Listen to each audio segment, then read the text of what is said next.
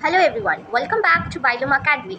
NEET 2025 qualify करने के बाद सबसे इंपॉर्टेंट फेज होता है आपका काउंसलिंग। गलत चॉइस फिलिंग या डॉक्यूमेंट्स की दिक्कत से आपका सीट छूट सकता है। आज के वीडियो में हम बात करेंगे ऑल इंडिया कोटा और स्टेट कोटा काउंसलिंग दोनों के फुल प्रोसेस के बारे में, तो बने रहिए मेरी इस वीडियो पे। तो नीट में दो तरह की काउंसलिंग होती है, एक एमसीसी कराता है जो 15% ऑल इंडिया कोटा होता है, और एक स्टेट कोटा होता है आपका 85% अलग अलग रिस्पेक्टिव स्टेट्स में। तो नेक्स्ट टॉपिक आता है कि नीट की काउंसलिंग कौन सी बॉडी कंडक्ट कराती है। तो ऑल इंडिया कोटा एमसीसी द्वारा कंडक्ट कराया जाता है। स्टेट कोटा वेस्ट बंगाल हो गया, यूपी हो गया, महाराष्ट्र हो गया, तमिलनाडु हो गया, ये सब अलग अलग स्टेट में उसके खुद के पोर्टल रिलीज़ किए जाते हैं। डीम्ड और सेंट्रल यूनिवर्सिटी में भी काउंसलिंग एमसीसी ही कराता है। एम्स और जिपमर जैसे यूनिवर्सिटी में भी एमसीसी ही काउंसलिंग कराता है। और प्राइवेट कॉलेज आपकी अलग अलग स्टेट के प्राइवेट कॉलेज में स्टेट कोटा के थ्रू काउंसलिंग होता है मोस्टली।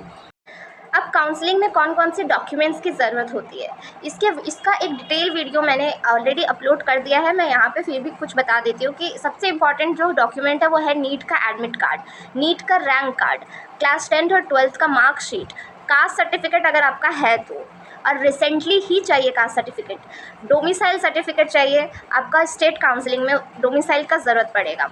फ़ोटो आईडी चाहिए, पासपोर्ट साइज़ फ़ोटो चाहिए 8 पीस।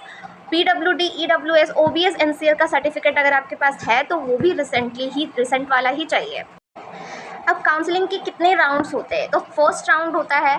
फर्स्ट राउंड में आपका अगर नाम आ जाता है मेरिट लिस्ट पे तो आप एडमिशन के लिए आगे जा सकते हैं, कॉलेज में कांटेक्ट कर सकते हैं। लेकिन अगर आप सेकंड राउंड में जाना चाहते हैं, अपग्रेड कराना चाहते हैं, तो सेकंड राउंड भी होता है। सेकंड राउंड के बाद मॉपअप राउंड होता है, और मॉपअप राउंड के बाद स्ट्रे वैकेंसी होता है, जिसमें अगर किसी कॉलेज में, यूनिवर्सिटी में अगर सीट बचा है तो उसमें बहुत रेयर चांस होता है कि किसी को चांस मिल जाए स्ट्रे वैकेंसी में। स्टेट काउंसलिंग में भी सेम यही पैटर्न होता है, राउंड 1, राउंड 2, मॉपअप राउंड और स्ट्रे वैकेंसी। तो सबसे पहले आपको एमसीसी के पोर्टल में जाकर रजिस्ट्रेशन करना है। जैसे ही आपका काउंसलिंग प्रोसेस स्टार्ट होगा वैसे ही आपको एमसीसी की वेबसाइट पर जाकर आपको सबसे पहले रजिस्ट्रेशन करना है, अपना फ़ीस पेमेंट करना है, ठीक है।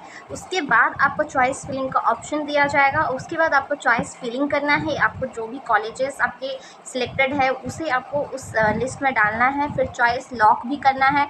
अगर आप चॉइस लॉक नहीं करते हो टाइम से तो वो ऑटो लॉक हो जाएगा, इसीलिए चॉइस फिलिंग करने के बाद चॉइस लॉक करना बहुत इंपॉर्टेंट हो जाता है।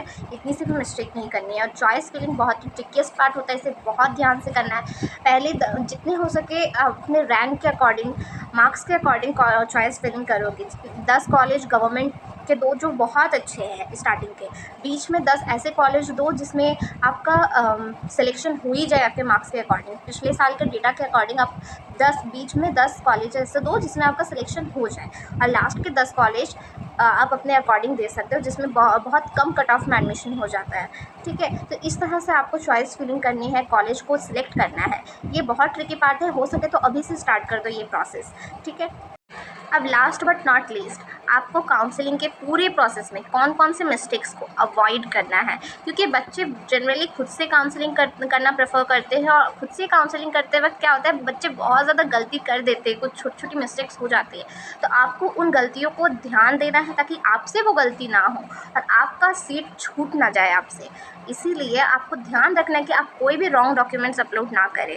बच्चे जल्दी जल्दी में गलत डॉक्यूमेंट अपलोड कर देते हैं, पर आपको ध्यान रखना है इस बात का कि आप कोई भी गलत डॉक्यूमेंट अपलोड ना करें, क्योंकि आपको चॉइस फिलिंग के बाद आपका सीट अलॉट होता है। सीट अलॉट होने के बाद आपको ओरिजिनल डॉक्यूमेंट्स लेकर आपको कॉलेज जाना होता है, जिसमें आपका ओरिजिनल डॉक्यूमेंट चेक किया जाता है। तो अगर आप गलत डॉक्यूमेंट ले रहे हो तो आप कॉलेज जाके ओरिजिनल डॉक्यूमेंट जब दिखाओगे तो उसमें मिसमैच हो जाएगा, इसीलिए गलत डॉक्यूमेंट बिल्कुल भी अपलोड मत करना। सेकेंड, आपकी मिस्टेक्स जो हो सकती है वो है डेडलाइन को मिस करना है। या तो आप टाइम से चॉइस फिल नहीं करें, या तो टाइम से चॉइस लॉक नहीं करें, टाइम से फीस पेमेंट नहीं करें। तो डेडलाइन को बहुत ध्यान से आपको फॉलो करना है कि कब आपका लास्ट डेट है, उससे पहले पहले हो सके, जितनी जल्दी हो सके आप अपना प्रोसेस कंप्लीट कर लो, ठीक है। थर्ड जो गलती बच्चे करते हैं वो करते हैं कैटेगरी सर्टिफिकेट फेक दे देते हैं साइट पे, जो कि बहुत गलत बात है बच्चों। अगर आपको सीट मिल गया, आप कॉलेज में जाकर वो ओरिजिनल डॉक्यूमेंट जब दिखाओगे तो आपके साथ बहुत बड़ा स्कैम हो जाएगा, आपको सीट नहीं मिलेगा। इसीलिए आपको फेक कैटेगरी सर्टिफिकेट बिल्कुल भी अपलोड नहीं करना। आपके पास कैटेगरी सर्टिफिकेट है, ओरिजिनल है, रियल है, तो ही अपलोड करो। फोर्थ गलती जो बच्चे करते हैं, कॉलेज में जब सीट अलॉटमेंट हो जाता है तो टाइम से पहुंच नहीं पाते हैं। टाइम से रिपोर्ट नहीं करते। ये सबसे बड़ी गलती बच्चे करते हैं कि टाइम से रिपोर्ट नहीं करते और जिसकी वजह से उनको मिला हुआ सीट छूट जाता है। तो ये गलती बिल्कुल भी नहीं करना है। अगर आपको नीट 2025 में अच्छा स्कोर मिला है तो ये काउंसलिंग प्रोसेस को समझना उतना ही ज़रूरी है। कमेंट करो अगर आपको स्टेट स्पेसिफिक काउंसलिंग हेल्प चाहिए, and I will make custom video just for you. तो थैंक यू।